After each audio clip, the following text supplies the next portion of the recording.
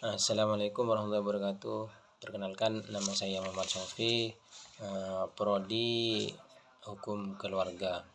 Ya, di sini saya akan menjawab pertanyaan-pertanyaan dari dosen hukum pidana, yaitu Pak Syamsuri, terkait tentang bagaimana pendapat Anda tentang hak asasi manusia dalam hukuman mati. Apakah masih ada hak asasi manusia di dalam hukuman mati atau sudah dilanggar?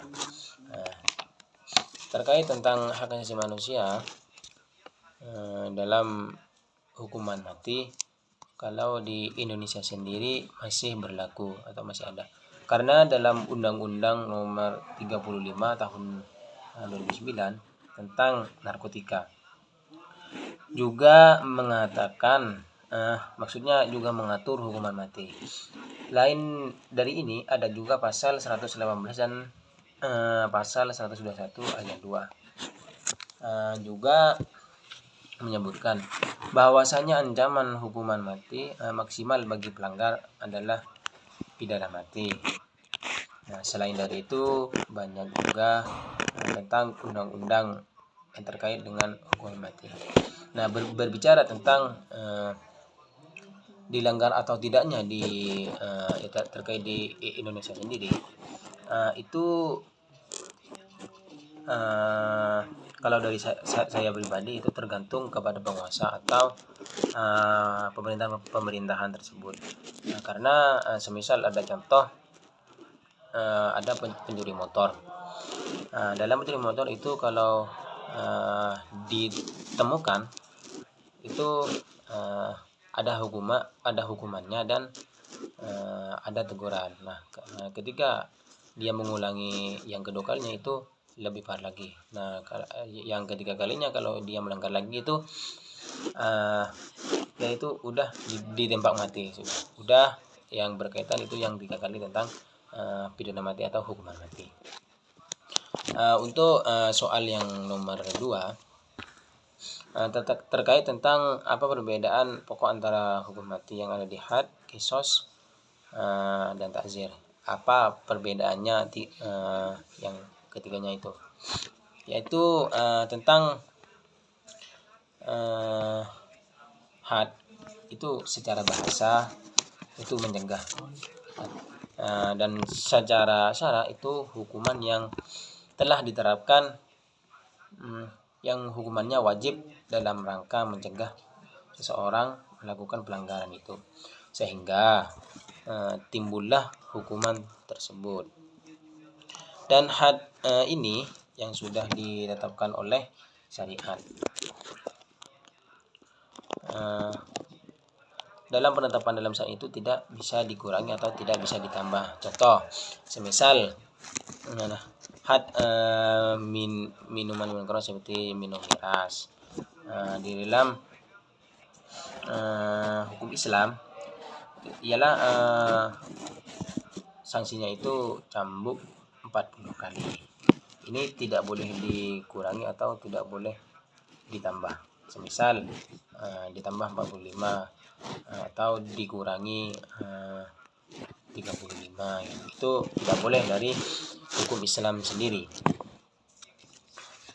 Dan yang kedua yaitu kisos, ialah aturan hukuman mati dalam Islam. Kisos ini membahas yang sama atau serupa. Kisos ini tidak cuman diterapkan pada pembunuhan saja, tetapi perbuatan yang mengakibatkan cacat atau luka. Dalam Quran surah Al-Baqarah ayat 178 yang artinya itu, hai orang-orang yang beriman, diwajibkan atas kamu kisos berkenan dengan orang-orang yang dibunuh, orang merdeka, hamba dengan hamba, dan wanita dengan wanita. Dan barang siapa yang mendapat suatu pemaafan dari keluarga korban tersebut, maka mengikuti cara yang baik atau cara yang dalam syariat. Dan hendaklah yang diberi maaf itu membayar diat kepada orang keluarga tersebut. Nah, maka yang demikian pula suatu keringanan dari Tuhan dan suatu rahmat. Dan barang siapa yang melampaui batas tersebut, semisal dia udah membunuhnya tapi keluarganya memaafkan, tapi dia mengulangi lagi dengan semisal dia ada dendam, dia mengulangi lagi dengan semisalnya adiknya atau kakaknya dibunuh lagi, itu sungguhnya Allah sangat murka nanti di akhirat. Nah, untuk yang ketiga itu ta'zir. Secara bahasa pengajaran tata krama. Menurut syara pengajaran tata krama atas perbuatan dosa yang tidak ada batasannya, serta tebusan jelas dalam hukuman atau agama tersebut. Contoh, semisal ada seseorang yang menjadi saksi palsu. Semisal ada orang yang mencuri ayam. Nah, dia itu punya teman, tapi temannya itu disogok atau ya kasih uang agar tidak memberitahu si pelaku tersebut. Maka dari itu dalam takzir ini kan tidak jelas, maksudnya tidak ada hukuman pasti bagi saksi palsu tersebut. Maka para ulama atau para penguasa atau para pejabat itu boleh berijtihad atau boleh menyamakan hukuman yang dijatuhkan kepada yang saksi palsu itu. Nah, soal yang ketiga yaitu perbedaan muhsan dalam jarimah zina dan muhsan dalam jarimah qadzaf.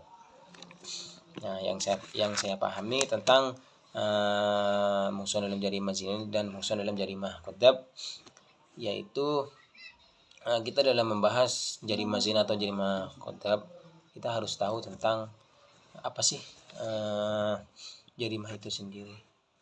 Yang saya pahami itu ialah jarimah perbuatan dosa atau tindak pidana.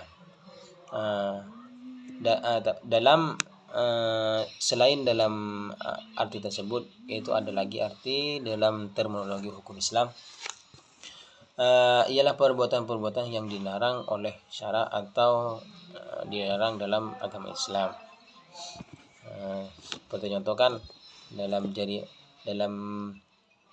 jarimah zina, yaitu ada seseorang yang melakukan zina tanpa ada pengesahan atau tanpa ada perkawinan, gitu dalam jarimah zina.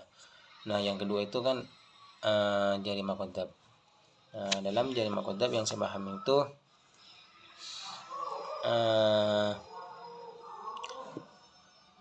ialah tuduhan.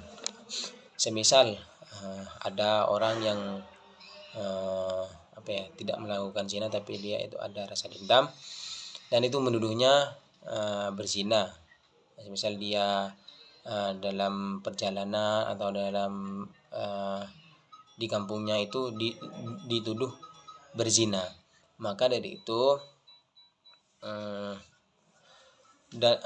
harus ada bukti.